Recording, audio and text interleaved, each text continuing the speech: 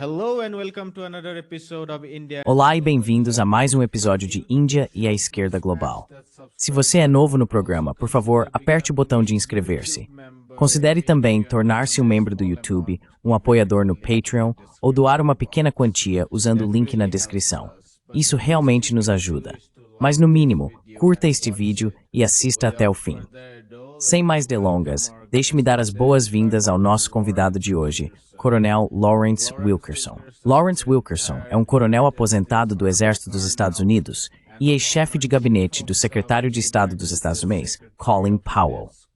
Desde o fim de sua carreira militar, o coronel Wilkerson tem criticado muitos aspectos da política externa dos Estados Unidos. Coronel Wilkerson, seja bem-vindo ao Índia e à Esquerda Global. Colonel Wilkerson, welcome to India and Global Left. É bom estar com você. Agradeço por dar seu tempo por fazer isso, especialmente estando tão longe em Delhi. We've been following some of your analysis of Nós temos acompanhado algumas de suas análises sobre geopolítica e achamos realmente úteis e interessantes. Por isso, pensamos que seria ótimo recebê-lo aqui.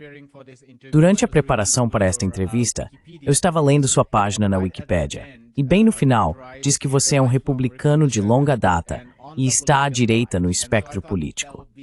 Achei que esse seria um ponto muito interessante para começarmos, porque, especialmente nós da esquerda, ainda que saibamos que existe um setor da direita que se opõe à política externa expansionista dos Estados Unidos, ainda assim, não consideramos isso como algo garantido.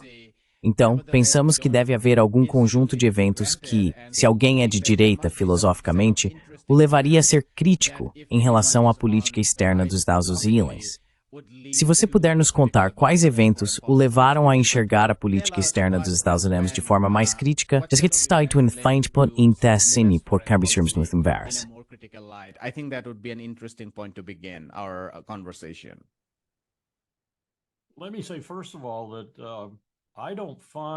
Deixe-me dizer, antes de tudo, que não vejo no meu país, com cerca de 340 milhões de pessoas atualmente, mais do que um punhado de pessoas que realmente entendam o que significa ser um verdadeiro conservador.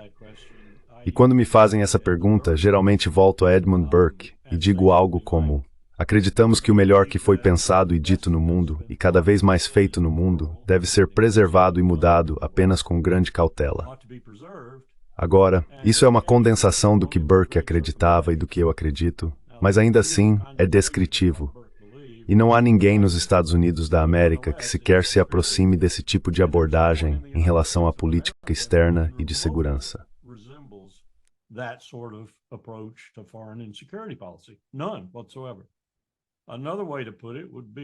Nenhuma, absolutamente. Outra forma de colocar isso seria mais ou menos como Aristóteles colocou. O melhor caminho geralmente está em algum lugar no meio. Nem muito extremo à direita, nem muito extremo à esquerda. Outra forma de dizer isso seria como o Instituto Quincy coloca em termos de moderação. E eu resumiria assim: o único pedaço de papel que vi Colin Powell, em 16 anos trabalhando com ele e para ele, colocar sob o vidro de sua mesa foi uma citação de Tucídides, traduzida para o inglês da seguinte forma: o aspecto do poder que os homens mais admiram é a moderação. É assim que me descrevo. That's the way I describe myself. And the Republican Party today is nothing like that. E o Partido Republicano de hoje não se parece em nada com isso. O Partido Republicano de hoje é Josh Hawley, Tom Cotton, Ted Cruz, Marjorie Taylor Greene e Donald Trump. Eles não são conservadores, eles são radicais. São radicais de tantas maneiras diferentes que é difícil até mesmo defini-los ou descrevê-los de forma específica. Além disso, na minha opinião, eles são motivados de forma excessivamente profunda e intensa pelo dinheiro e pela busca por ele, assim como grande parte da base oligárquica que realmente comanda os Estados Unidos hoje. Então essa é uma explicação longa do porquê ainda me identifico como republicano, mas como um republicano à la Eisenhower, não com o grupo atual de republicanos. Eu nem sequer os reconheço.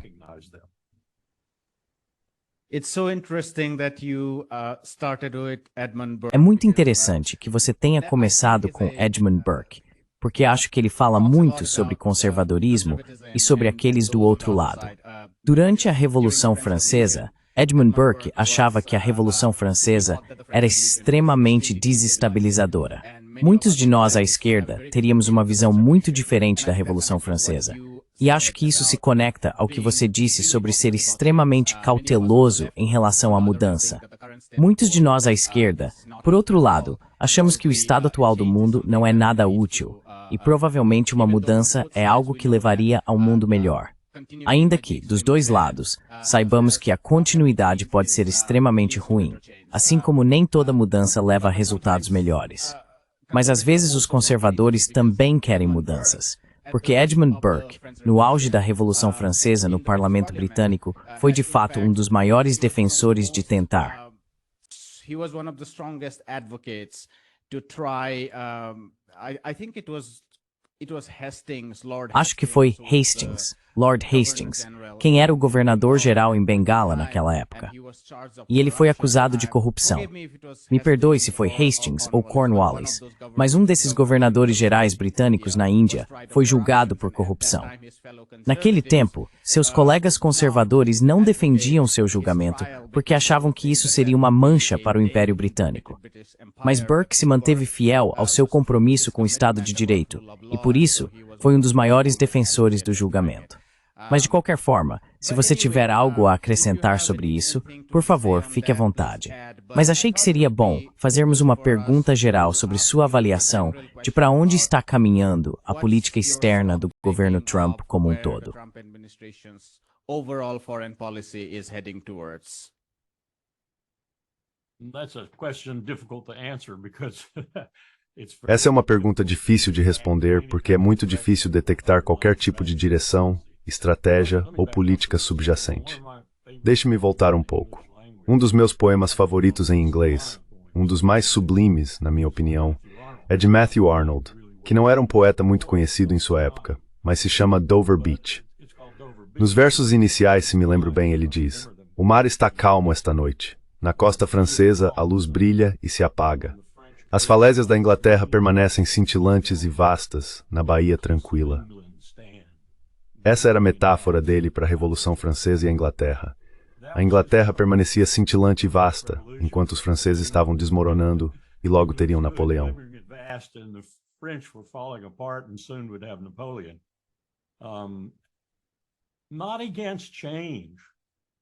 Não somos contra mudanças, mas contra mudanças impensadas, não planejadas, espasmódicas e radicais. Acho que essa é uma forma melhor de colocar. E o próprio Burke, como você mencionou, não era contra mudanças, quando isso significava respeito ao Estado de Direito e, fundamentalmente para ele, penso eu, a preservação e até o fortalecimento do Império. Era assim que eles pensavam na época. Claro, o Império acabaria se desintegrando e colapsando por causa da Índia. Não tenho dúvidas quanto a isso. Foi aí que começou a queda do Império Britânico, quando trataram a Índia de uma forma que acabaram perdendo-a. E eles tinham seus próprios Donald Trumps naquela época. Eram chamados de Companhia das Índias Orientais. E em muitos aspectos eram mais poderosos do que o próprio governo britânico. E é aí que estamos hoje nos Estados Unidos. Não temos isso. Yeah, this was also in some ways this was also the beginning. Isso também foi, de certa forma, o início da expansão deles na Índia, porque eles tinham acabado de perder as colônias americanas. E então agora eles queriam, sim, e foi nesse momento que o parlamento e o Estado começaram a assumir cada vez mais poderes da Companhia das Índias Orientais. Portanto, efetivamente, logo após a perda das colônias americanas, o Estado britânico começou a assumir cada vez mais poder da Companhia das Índias Orientais.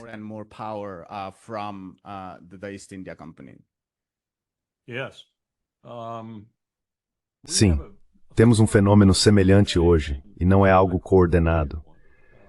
Um dos propósitos subterrâneos de Donald Trump, eu acho, é consolidar isso e consolidar em torno dele e de sua família, porque sua principal motivação é ganhar dinheiro para si mesmo e para sua família. Eu acredito nisso do fundo do meu coração. Essa é a principal motivação de Donald Trump. Agora, de vez em quando, como por exemplo no caso da Ucrânia, isso pode ser uma motivação positiva, porque o que ele viu foi o escoamento de grande parte do tesouro e um propósito que não era nada além de matar e de uma batalha por procuração contra a Rússia Que, aliás, Sergei Lavrov disse a ele em Riad quando se encontraram, não a ele, mas a Marco Rubio. Você sabe, vocês perderam 350 bilhões de dólares por causa dessa guerra, em comércio que teria ocorrido entre a Rússia e os Estados Unidos se a guerra não existisse.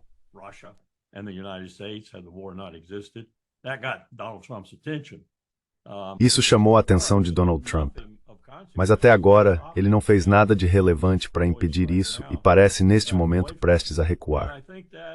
E eu acho que, para responder à sua pergunta sobre a política externa e de segurança dele, isso resume Donald Trump para mim até agora. Seja olhando para Gaza, o Levante e o Oriente Médio em geral, seja olhando para a Europa Central e a Ucrânia, ou para o Irã e as negociações nucleares em andamento, ele fracassou em todos os aspectos. E fica a dúvida sobre o que vai acontecer após esse fracasso, porque não vejo nenhum plano, não vejo nenhuma estratégia, não vejo nenhuma política derivada de uma estratégia, e vejo um sistema muito quebrado. E isso é algo que ensinei em dois campi, o College of William & Mary e a George Washington University, além de dois dos mais prestigiados colégios militares.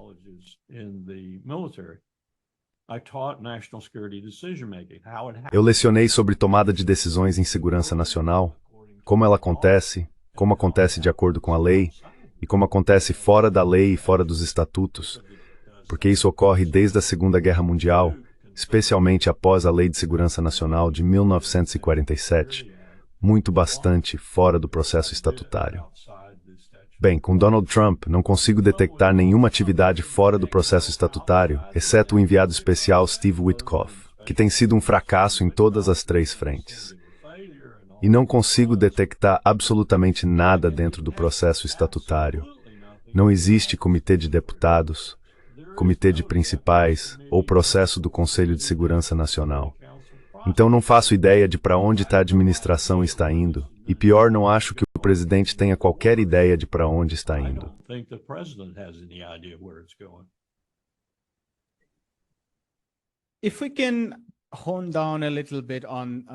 Se pudermos focar um pouco em oeste da Ásia, qual é a sua percepção sobre as raízes do lobby sionista em Israel no que diz respeito à política externa dos Estados Unidos na região neste momento?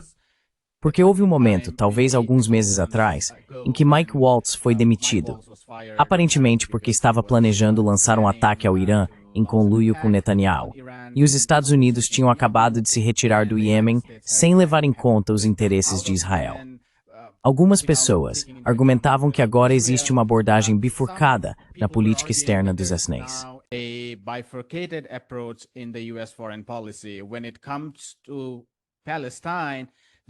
Quando se trata da Palestina, o lobby sionista ainda teria palavra absoluta. Mas quando se trata de questões relacionadas ao Irã, por exemplo, considerando que os estados do Golfo, Arábia Saudita, Emirados Árabes e Catar, não desejariam o grau de desestabilização que seria causado por um confronto direto entre Irã e Estados Unidos, a política externa dos Estados Unidos mudaria nesse caso. No entanto, as coisas não seguiram essas previsões. Como você entende a política externa dos Estados Unidos em relação ao Irã, em particular? Ainda é o lobby sionista ou é outra coisa?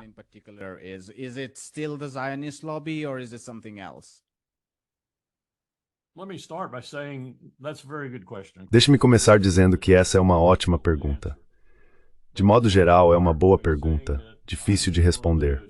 Mas quero começar dizendo que sou uma das pessoas que não acredita no que John Mearsheimer e Stephen Walt escreveram em seu famoso texto O Lobby de Israel, do qual consegui uma cópia logo no início, na George Washington University, o artigo, e pude discutir com meus alunos sobre ele.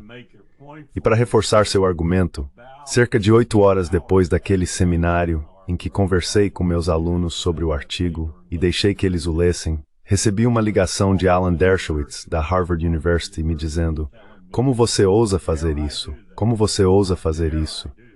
E ele passou cerca de 5 minutos me insultando ao telefone.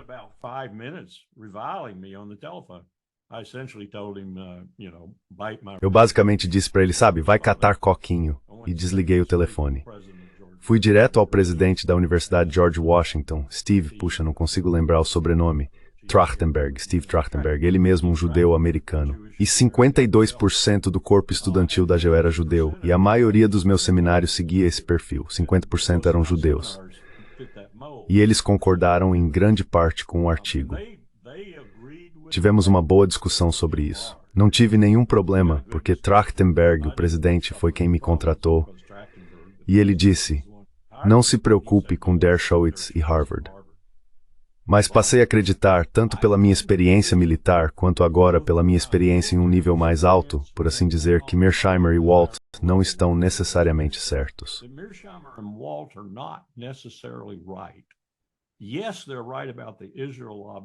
Sim, eles estão certos ao dizer que o lobby de Israel tem uma influência enorme sobre o Congresso, porque tudo o que ele faz é pegar o dinheiro que damos a Israel e devolvê-lo ao Congresso. Ou seja, eles compram os congressistas, eles são comprados e pagos. E Netanyahu se tornou o maior exemplo disso. Ele sabe como orquestrar isso completamente. Então, nesse sentido, eles estão certos. Mas no sentido mais amplo, no sentido estratégico, Israel é o nosso cão de ataque no Oriente Médio. Ponto final. Eles fazem o que queremos que façam 99% do tempo. Quando o senador Lindsey Graham, do meu estado natal, Carolina do Sul, disse no plenário do Senado, as pessoas...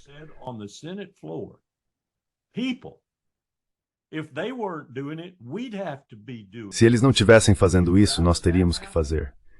Você preferiria que isso acontecesse? Isso é quase uma citação direta. Acho que ele estava dizendo a verdade, pelo menos a verdade do jeito que os republicanos acreditam. Israel é nosso cão de ataque no Levante. Não gostamos de persas ou árabes. E quando queremos desestabilizar a região, como fizemos na invasão do Iraque em 2003, como fizemos até certo ponto na Síria, como fizemos em outros lugares da região, incluindo a Somália, quando queremos desestabilizar, normalmente pedimos para Israel fazer isso por nós. E eles cumprem, porque isso significa mais território para eles, ou mais poder, mais influência para eles.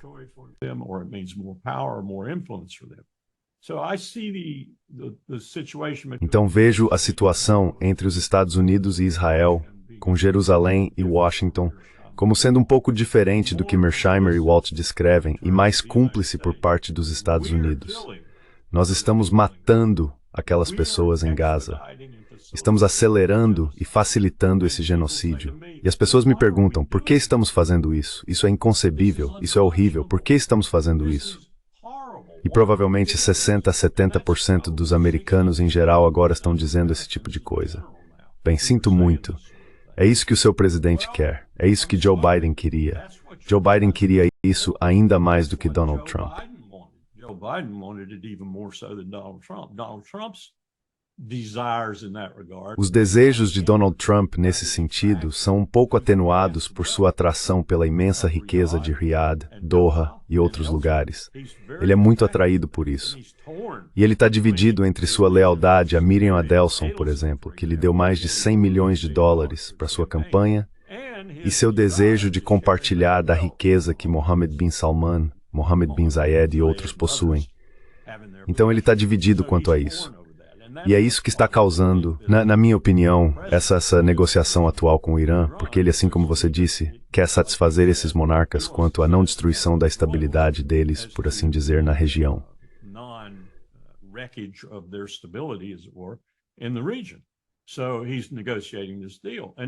Então ele está negociando esse acordo. E ele também quer um acordo, porque acho que ele está realmente motivado e está envergonhado pelo fato de que um homem negro, ganhou o Prêmio da Paz, ganhou o Prêmio Nobel da Paz. Então ele quer superar isso. Ele também quer o Prêmio Nobel da Paz.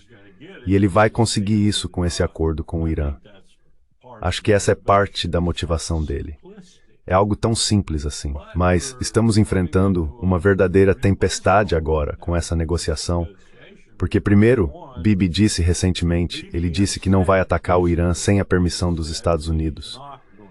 Mas eu acredito nisso como em todas as outras promessas que ele fez. Bibi também foi quem disse ao meu governo, ao George W. Bush, que a melhor coisa que poderíamos fazer seria tirar o Iraque do caminho.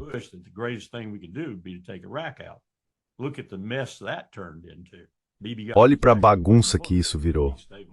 Bibi conseguiu exatamente o que queria. Desestabilização na região. Nós conseguimos o que queríamos. Desestabilização na região. Então acho que essa é uma situação muito complicada com esse homem que quer esse acordo por vários motivos, que não é a favor da guerra, porque eu acho que a única coisa realmente verdadeira em Donald Trump, pelo menos para mim, é quando ele diz, e de forma relativamente consistente, que ele não faz guerra. Agora, ele já fez coisas e enviou mensagens que discordam disso, que contradizem isso.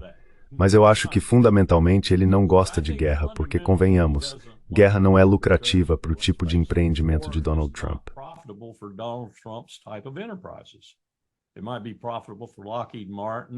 Pode ser lucrativo para Lockheed Martin, RTX, Grumman e todos os contratantes de defesa, mas não para o tipo de empreendimento de Donald Trump.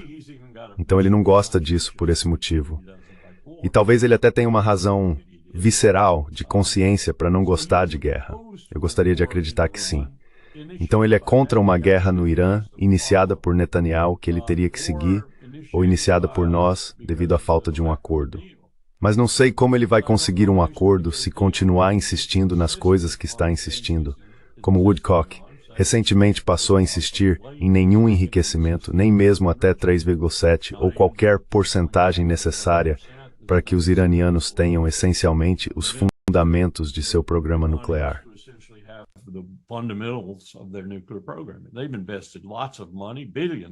Eles investiram muito dinheiro, bilhões de dólares e muito sangue.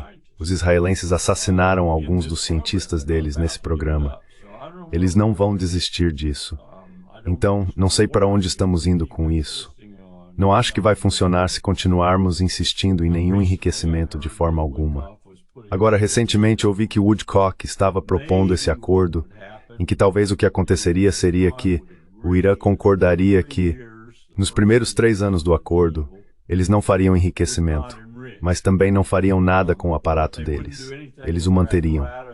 E depois de 3 anos, quando tudo tivesse acalmado um pouco e as coisas estivessem indo bem em termos das inspeções da AIEA e tudo mais sob o acordo, eles poderiam voltar a enriquecer, mas em uma quantidade menor novamente.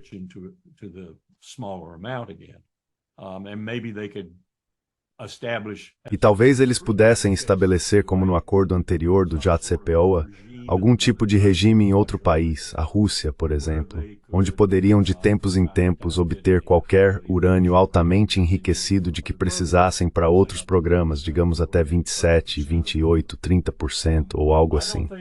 Eu não acho que o Ayatollah vá aceitar isso, nem mesmo. E acho que nosso principal ministro das Relações Exteriores deixou isso bem claro. Então estamos caminhando para outro, você sabe, desastre ali, porque não parece haver um plano que funcione. Então temos 3 áreas realmente chave. Temos o Levante, o Oriente Médio, temos a Europa Central e temos um genocídio acontecendo. E através desse genocídio, estamos destruindo os últimos vestígios do que tentamos tão arduamente estabelecer após a Segunda Guerra Mundial em Nuremberg. Estamos destruindo o direito penal internacional, o direito internacional, especialmente o direito internacional humanitário.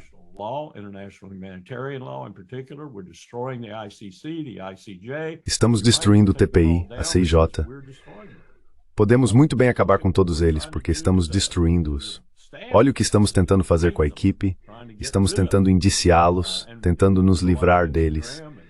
E pessoas como Lindsey Graham e Marco Rubio prefeririam simplesmente apagá-los da face da terra. Então esse não é um bom momento para o Império. Não é um bom momento mesmo. Na verdade, se você olhar para a nossa situação fiscal, parecemos muito com a Inglaterra, a Grã-Bretanha, no início de sua decadência. Parecemos muito com eles. Ou escolha seu império, parecemos muito com quase qualquer um dos centenas de impérios que existiram nos últimos 3 milênios quando chegam ao fim. Nosso estado fiscal por si só já é condenável neste momento. Podemos ter uma grande crise a qualquer momento em nossas finanças.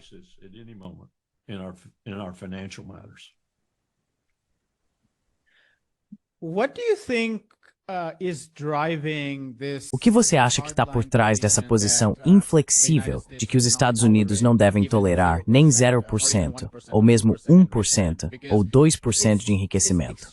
Porque é extremamente difícil para mim imaginar que os Estados Unidos estejam realmente preocupados com o Irã bombardeando. Quero dizer, os Estados Unidos sabem disso. Esqueça o Irã. Ninguém ousaria lançar uma bomba nos Estados Unidos, a menos que fosse louco. Então, isso deve vir ou do lobby sionista ou dos aliados do Golfo nos Estados Unidos.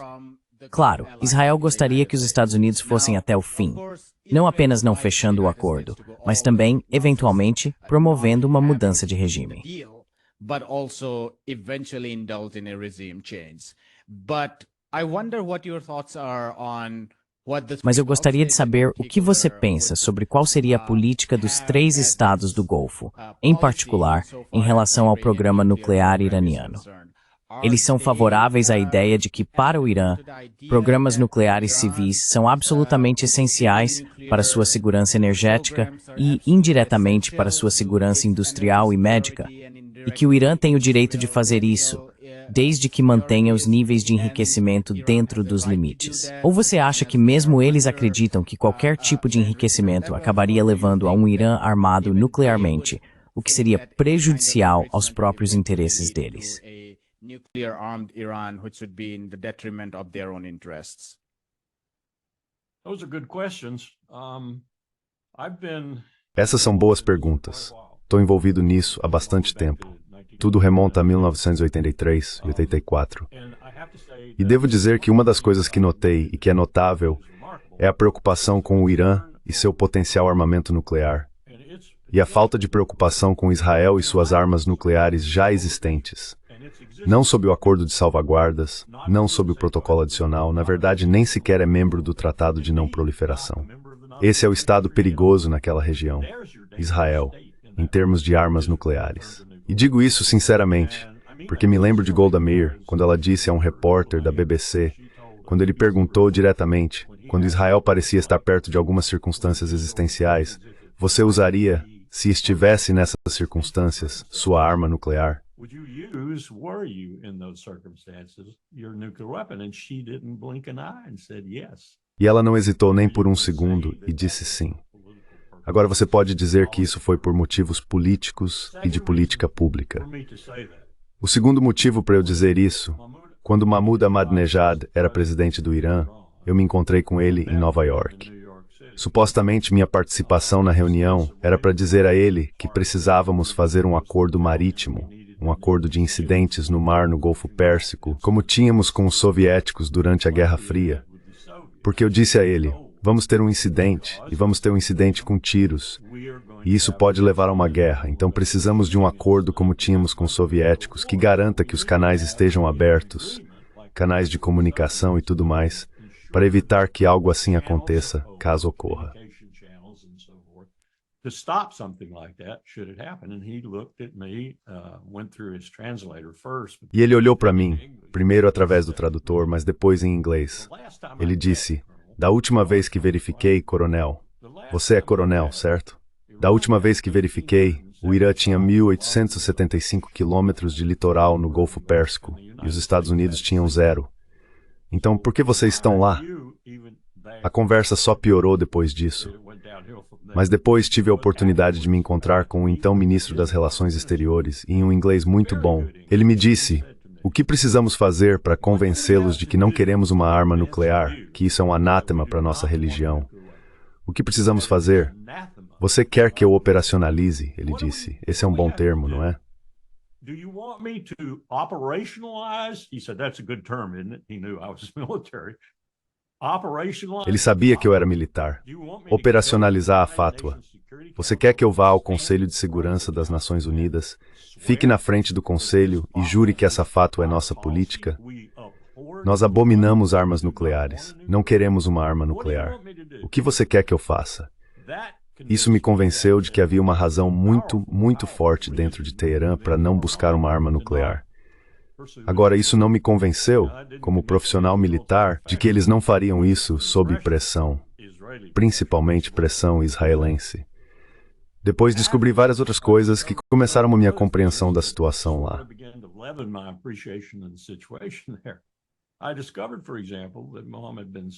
Descobri, por exemplo, que Mohammed bin Salman havia feito uma viagem a Islamabad, que ele havia presenteado os paquistaneses com 20 bilhões de dólares e americanos.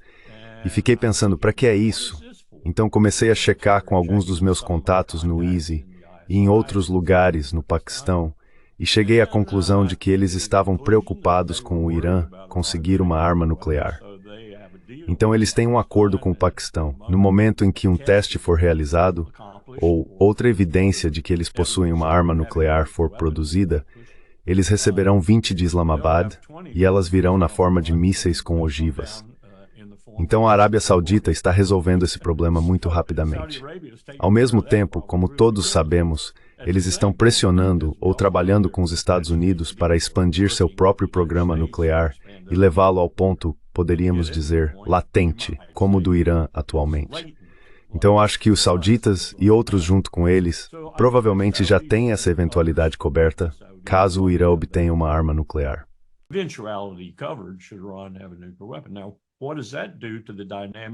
Agora, o que isso faz com a dinâmica no Golfo? No extremo norte, por assim dizer, você tem Israel com uma arma nuclear, no extremo sul, o Irã com uma arma nuclear, e do outro lado do Golfo você tem Riad com uma arma nuclear. Eu acho isso perigoso, acho isso muito perigoso. Voltando um pouco, tivemos um movimento real em direção a uma zona livre de armas nucleares naquela região alguns anos atrás. Isso ainda está sendo discutido pelo CCG e outros. Diversas propostas já foram feitas.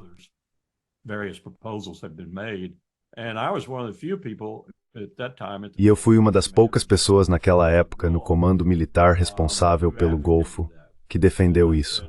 E eu disse, a primeira coisa que vocês vão ter que fazer é envolver Israel, vocês têm que incluí-los no regime. E se isso significa se livrar de armas, então eles também têm que se livrar de suas armas nucleares. Então, isso já é um impasse, porque não queremos que Israel fique sem uma arma nuclear. Novamente, volto à minha formulação de que eles são nosso cão de ataque naquela região, não necessariamente que nós somos, você sabe, o pombo deles. Então é uma situação complicada, sem dúvida, mas eu vejo soluções. Eu vejo soluções. Não há razão alguma para que o Irã precise de uma arma nuclear.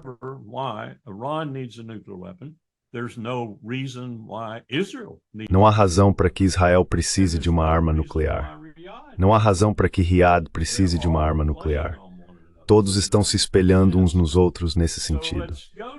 Então vamos criar uma zona livre de armas nucleares e conduzi-la de uma forma em que a Liga Árabe, seja quem for, o CCG, precise criar uma nova arquitetura de segurança para o Golfo Pérsico, e vamos fazer dessa arquitetura o fundamento de que ninguém buscará uma arma nuclear. Vamos finalmente cumprir o que era a motivação final do Tratado de Não Proliferação: incluir as potências cinzentas, eliminar essas armas.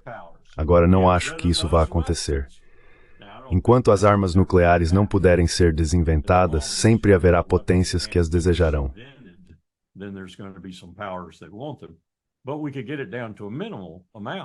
Mas poderíamos reduzir por uma quantidade mínima, certamente não as mais de 10.000 que nós em Moscou temos atualmente, e Xi Jinping está expandindo para complementar isso, provavelmente de uma forma que rivalize com Moscou e Washington. Então é um mundo muito perigoso agora. Estamos de volta a uma corrida armamentista nuclear. Os Estados Unidos, o Império, destruíram todos os tratados de armas nucleares que tínhamos durante a Guerra Fria, incluindo o mais importante, o Tratado INF. O único que resta é o New START, que expira em fevereiro de 2026. E não tenho dúvidas de que Vladimir Putin não estará disposto, se continuarmos na Ucrânia do jeito que estamos, a estender esse tratado.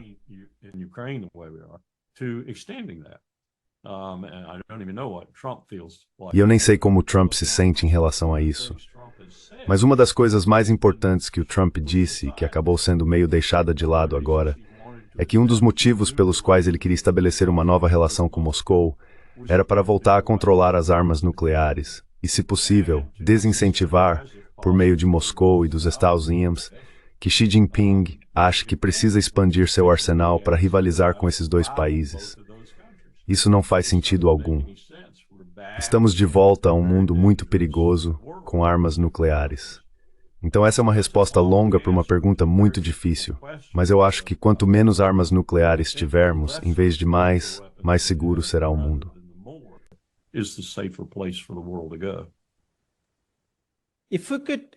If you could quickly tell us Se você pudesse nos contar rapidamente um pouco sobre o que pensa a respeito da política dos Estados-Unidos em relação à crise em Gaza. Recentemente, os Estados Unidos vetaram no Conselho de Segurança uma proposta de cessar-fogo imediato, enquanto, por outro lado, fingem participar das negociações por um cessar-fogo. Como se pode entender a posição dos Estados Unidos em relação a um cessar-fogo em Gaza? insofar as a ceasefire in Gaza is concerned?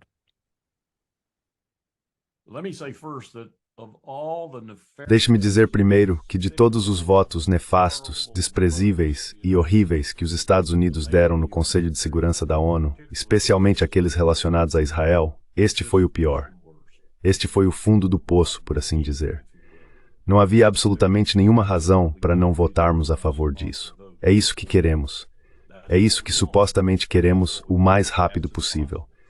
Isso contradiz tudo isso. E contradiz justamente em um lugar que estamos destruindo. Estamos destruindo as Nações Unidas sozinhos.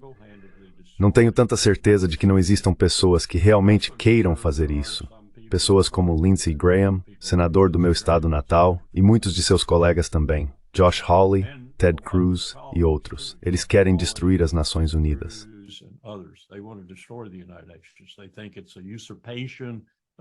Eles acham que isso é uma usurpação da soberania do império. E, no entanto, o que a ONU tem feito desde sua formação é mais ou menos fazer o que os Estados Unidos queriam que ela fizesse, quando queriam que ela fizesse. E quando não fazia o que os Estados queriam, pessoas como Ronald Reagan retiravam as contribuições e a puniam. Então as Nações Unidas têm sido mais uma ferramenta dos Estados Unidos do que nosso inimigo. E essas pessoas não entendem isso. Elas não entendem isso. Elas operam com um princípio arbitrário de não gosto de você, então vá embora. E se você não for embora, eu vou te sancionar ou vou te bombardear, ou ambos. É assim que eles operam. E isso realmente é, na minha visão, um dos sinais da decadência e, em última análise, do fim do império.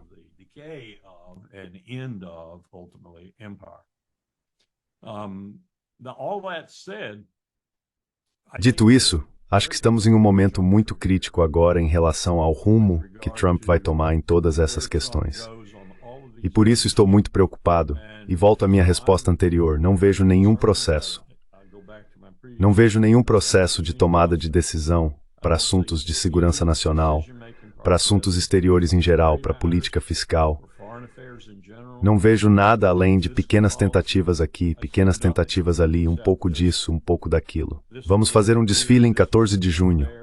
Vai custar de 45 a 50 milhões de dólares, enquanto temos soldados que vivem com vale alimentação, cujas famílias vivem com vale alimentação. Vamos gastar 45 milhões de dólares em um desfile. Não conheço uma única pessoa nas Forças Armadas com quem eu converse que queira esse desfile.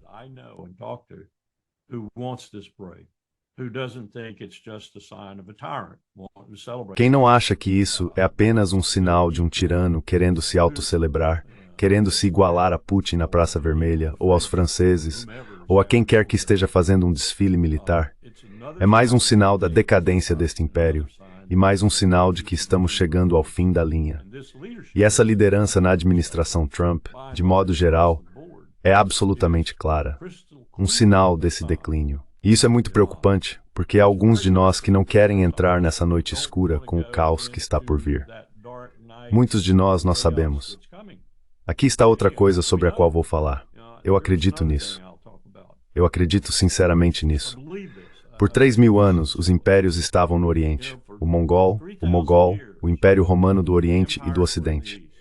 Até mesmo o império baseado em Roma dependia do Oriente.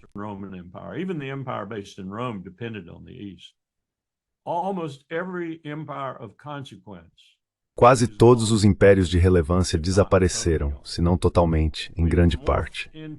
Passamos a uma situação em que, quando certos monarcas europeus começaram a enviar pessoas para o Novo Mundo, as riquezas que voltavam de lá criaram impérios equivalentes, por assim dizer, na Espanha, França e Grã-Bretanha. Mas o império definitivo que surgiu de tudo isso, nessa transferência de poder do Oriente para o Ocidente, foi a América. E o que há de único em toda a história dos impérios, nos 3.000 anos sobre os quais sabemos bastante, e nos 2.000 adicionais, totalizando 5.000 anos sobre os quais sabemos algo, e todos os impérios desse período, nunca na história dos impérios, centenas deles, um único império teve a capacidade de levar o mundo ao fim. A single empire had the ability to bring the world to an end. The technical ability to bring the world to an end. A capacidade técnica de acabar com o mundo. Muitos deles tinham profetas que previam o fim do mundo sob seus diversos deuses, mas isso nunca aconteceu até os Estados Unidos da América. No projeto Manhattan, desenvolvemos a tecnologia para destruir o mundo, e a nós mesmos junto com ele. Isso é uma grande diferença. Isso é uma diferença enorme, porque eu costumava dizer aos meus alunos no seminário de abertura: me mostre onde está escrito em pedra que o Império Americano é para sempre. Me mostre, porque todo império na história humana acabou, está morto, caput, gone. Vamos evitar isso indo nuclear. E vamos fazer a mesma coisa. Provavelmente destruiremos o planeta. Mas não vamos sair em silêncio. Usaremos armas nucleares.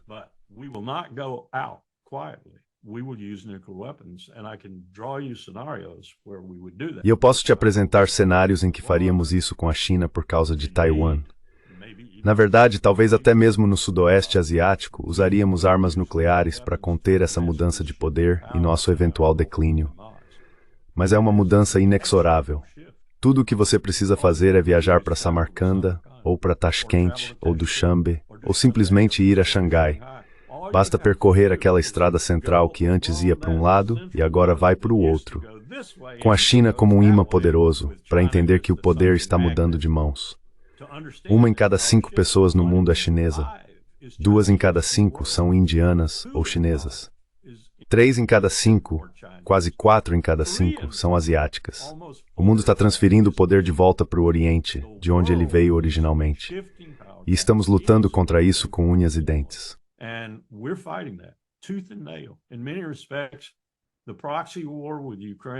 Em muitos aspectos, a guerra por procuração na Ucrânia contra a Rússia e a situação no Levante são produtos disso. E nós não entendemos o que estamos fazendo, mas a oligarquia entende. A oligarquia rica entende. Eles estão tentando impedir isso. Eles estão tentando conter isso.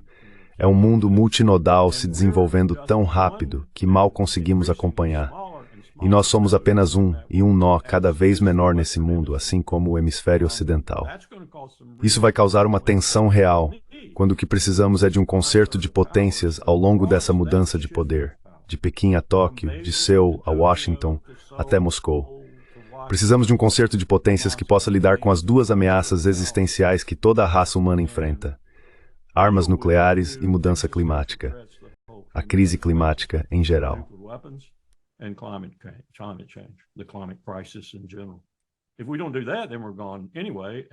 Se não fizermos isso, então estamos perdidos de qualquer jeito. Não só o Império, mas todos nós. Então acho que estamos em um momento de decisão que a raça humana não enfrentou, pelo menos no meu entendimento da história humana, em pelo menos 5 milênios, se não mais. Você pode até voltar para alguns dos dias pré-históricos, se quiser, há 50 mil anos, por exemplo, quando os continentes estavam mudando e as eras do gelo iam e vinham, e encontraria uma ameaça semelhante que foi evitada pela migração e pela destruição de uma espécie inteira que eventualmente se tornaria os humanos. Mas nos tempos modernos não acho que já tenhamos enfrentado isso, e não tenho tanta certeza de que vamos conseguir sair dessa com sucesso. I'm not so sure we're going to get out of it successfully. What's your Qual é a sua especulação sobre a resposta da Rússia ao recente ataque que a Ucrânia realizou em 1º de junho, mirando bombardeiros russos e outros aviões de combate, e depois, 2 dias depois, ao explodir a ponte que liga a Crimeia ao território russo? Existem 2 argumentos sendo especulados.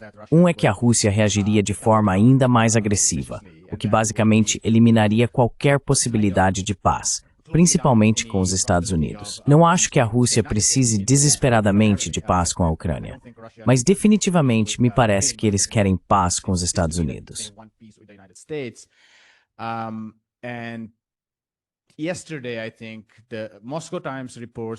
Ontem, se não me engano, o Moscow Times noticiou que o ministro da Defesa da Rússia, disse que tanques russos já chegaram à fronteira oeste de Donetsk para lançar uma ofensiva na região de Dnipropetrovsk.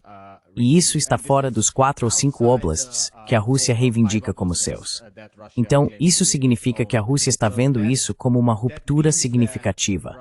Mas há outros que também dizem que talvez a Rússia não veja isso como uma ruptura e continue buscando um acordo de paz, principalmente de forma indireta com os Estados Unidos. Qual é a sua opinião sobre isso?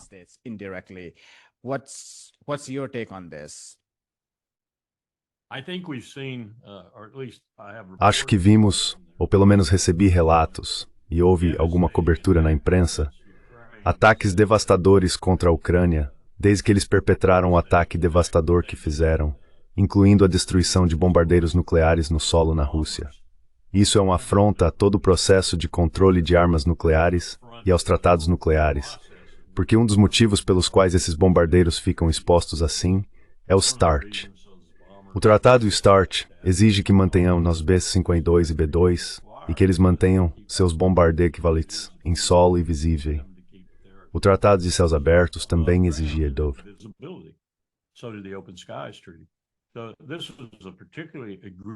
Então, esse foi um ato particularmente grave para os Estados Unidos apoiarem. E não se engane, os Estados Unidos apoiaram porque eles não poderiam ter realizado esses ataques sem a ajuda da inteligência americana. Mas aqui está a minha grande preocupação sobre isso. Eu não acho que Donald Trump soubesse do ataque. Também não acho que ele soubesse da tentativa de assassinar Putin, que fazia parte desse mesmo movimento distorcido. Então, temos esse tipo de coisa acontecendo orquestrada pelo MI6, pela CIA e pelo Mossad, todos cooperando, e o presidente dos Estados Unidos não sabe de nada. Agora, em certo sentido, isso não me surpreende, porque eu estava lá quando algumas dessas coisas nefastas aconteceram.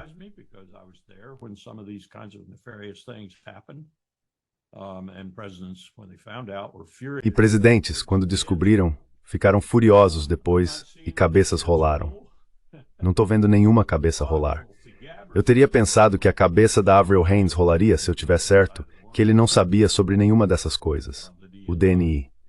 Mas isso é algo muito preocupante, que o presidente dos Estados Unidos não soubesse que esses atos tão desestabilizadores estavam acontecendo por meio de nosso proxy em Kiev. Dito isso, acho que eles estão pagando por isso agora. Acho que os ataques foram devastadores, e não tenho certeza se já terminaram. E o que você acabou de dizer sobre o novo ajuste das linhas de frente, acho que há algumas realidades aqui que precisamos enfrentar.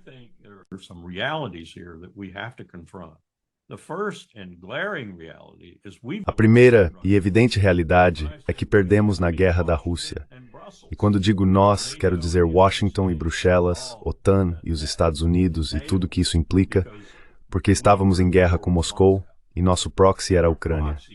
Eles estavam sangrando e morrendo por nós. Bem, agora nós estamos sangrando e morrendo porque alguns desses ataques atingiram membros da OTAN dentro da Ucrânia. Os suecos perderam pessoas, os alemães perderam pessoas, os franceses perderam pessoas, nós perdemos pessoas. Então a primeira realidade que devemos reconhecer é que a Rússia venceu. A segunda realidade é que ela não vai abrir mão dessa vitória, conquistada com muito sangue, muito dinheiro e muito esforço.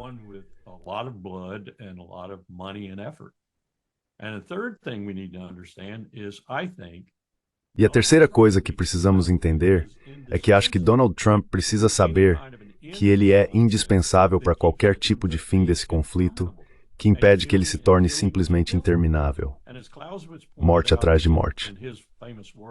E como Clausewitz apontou em sua famosa obra da Guerra, Von Krieg, a guerra tem sua própria dinâmica. Essa aqui está rapidamente, como você acabou de mencionar, desenvolvendo sua própria dinâmica. O sucesso tem sua própria dinâmica. E enquanto todas essas declarações de Joe Biden e sua equipe estúpida, de que a Rússia queria e cobiçava a Estônia, a Letônia, a Finlândia, a Polônia e assim por diante, eram apenas bobagens. Apenas bobagens em termos práticos, porque o exército russo não conseguiria lidar com isso. Ou mesmo uma intenção por parte de Putin. Isso pode ser transformado em algo assim, se isso continuar.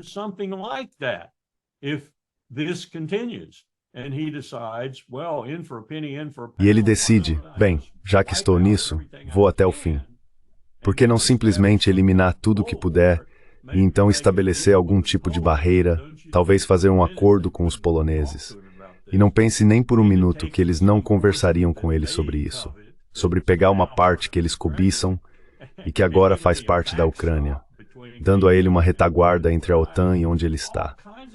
Todo tipo de dinâmica pode surgir disso que nem estamos considerando agora. Então precisamos parar isso.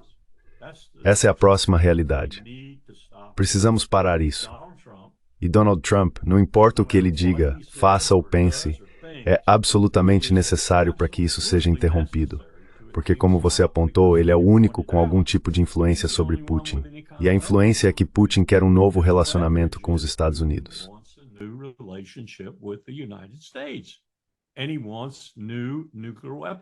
E ele quer novos tratados de armas nucleares. E ele quer trazer, ele disse isso, ele quer trazer Xi Jinping para o domínio dos tratados de armas nucleares, porque entende que essas são armas muito perigosas. Armas muito perigosas. E ele provavelmente também entende de forma visceral o que está acontecendo com aquela mudança de poder sobre a qual eu estava falando. Você sabe, a Rússia é única. Tive que lidar com isso várias vezes durante a Guerra Fria. A Rússia é única. Desde Catarina a Grande, provavelmente antes disso também, mas meu conhecimento não vai muito além desse ponto em relação à Rússia e à corte. Mas desde Catarina a Grande, ela fez muitas tentativas de entrar na Europa. Muitas tentativas.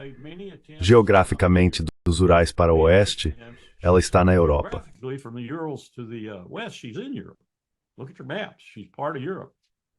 Olhe para os mapas dela. Ela faz parte da Europa. E a cada vez foi rejeitada pela Europa. Então a Rússia, essa terra de 10 ou 11 fusos horários, um território vasto, com recursos naturais incríveis e um povo extraordinário, precisa tomar uma decisão diante desse movimento inexorável de poder sobre o qual acabei de falar.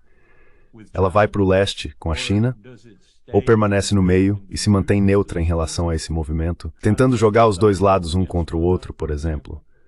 Ou continua com seus esforços frustrados do passado para entrar na Europa, para ser membro da Europa. Agora, meu presidente, em 1993, George H.W. Bush, quando eu trabalhava para Powell, quando ele era chefe do Estado-Maior Conjunto, tinha tomado uma decisão. A Europa iria acolher a Rússia e a Rússia acolheria a Europa.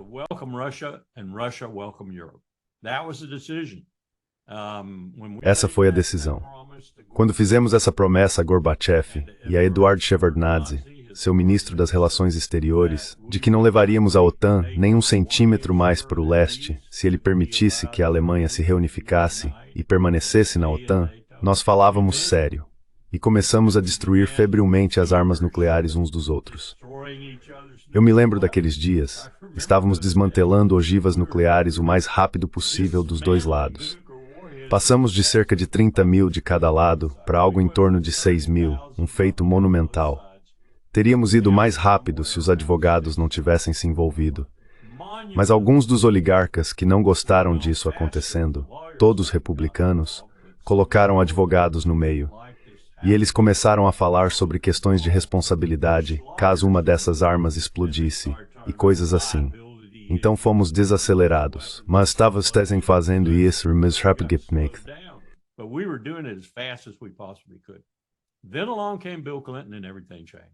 Então veio Bill Clinton e tudo mudou. E desde Bill Clinton temos expandido a OTAN de forma assassina, estupidamente, insanamente expandido a OTAN. E finalmente Putin reagiu. Portanto, precisamos corrigir esses anos de erro estratégico e geopolítico. Não tenho certeza se conseguimos, e tenho quase certeza de que Trump não tem uma equipe capaz de fazer isso. Mas precisamos começar, pelo menos. E esse seria o começo, ter um novo relacionamento com a Rússia, por cima, se necessário, da Ucrânia, se for preciso, até mesmo sobre o cadáver da Ucrânia, se for preciso.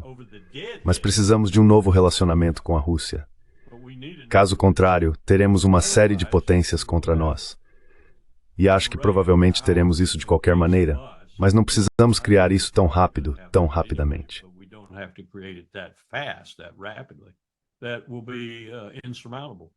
Isso será intransponível. Eles vão nos tirar mais cedo ou mais tarde, provavelmente mais cedo do que tarde. Eles vão se cansar de tudo o que estamos fazendo.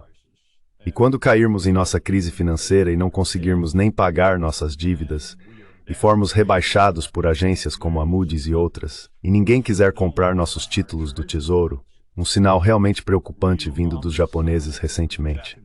Não estamos comprando mais títulos de 30 anos, e talvez não compremos mais nem os de 2 anos. E cidadãos americanos também estão dizendo isso sobre os títulos de prazo mais longo.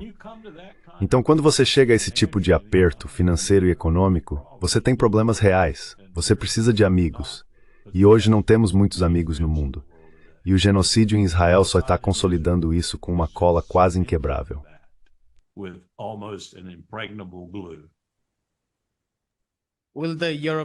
As elites europeias vão vetar qualquer tentativa feita pelos Estados Unidos e pela Rússia de sequer enterrar o passado. A OTAN faria isso. As elites europeias vão vetar a possibilidade dessa normalização entre a Rússia e os Estados Unidos.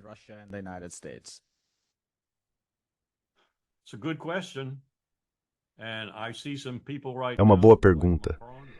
E vejo algumas pessoas agora, como Macron, Merz e Starmer, talvez alguns outros, que responderiam afirmativamente a essa pergunta. Sim, vamos parar isso. Mas tenho toda a esperança de que o povo europeu vai acordar.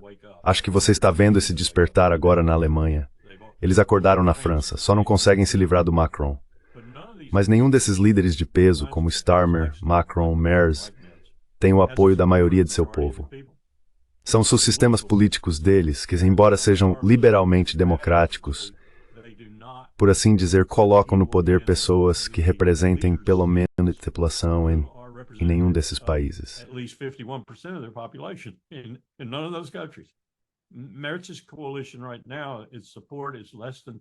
A coalizão de Merz, neste momento, seu apoio está abaixo de 30%, segundo alemães que entendem do assunto. Então, o tempo deles no banco dos réus, por assim dizer, é limitado. Muito limitado, eu acho. Eu chamo Macron de um homem morto andando. Uma vez que isso mude e que essa mudança política aconteça, acho que a resposta para sua pergunta pode ser diferente. Acho que a Europa é muito apaixonada, e com razão, por seus programas sociais. Os alemães são muito apegados à situação econômica que tinham antes de explodirmos o Nord Stream e antes de terem que comprar o caro substituto de nós. Então acho que as pessoas lá vão ser contadas muito em breve, provavelmente ainda este ano, em 2025, se não então em 2026. E vamos ver uma Europa diferente. Essa é a minha esperança. Não sei para onde isso vai.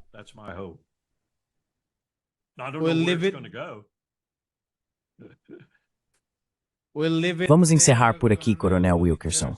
Muito obrigado pelo seu tempo e esperamos ansiosos pelo nosso próximo encontro. Obrigado por me receberem. É bem terno-me, mesmo que aqui de forma indireta. Oi, meu nome é Ayushman. Eu, junto com Jyotishman, começamos esta plataforma. Nos últimos 2 anos, tentamos criar conteúdo para as forças de esquerda e progressistas. Até agora, entrevistamos economistas, historiadores, comentaristas políticos e ativistas. Se você gostou do nosso conteúdo até agora e quer que a gente construa um arquivo para a esquerda, tenho 2 pedidos para você. Por favor, considere fazer uma doação para a causa. O link está na descrição abaixo.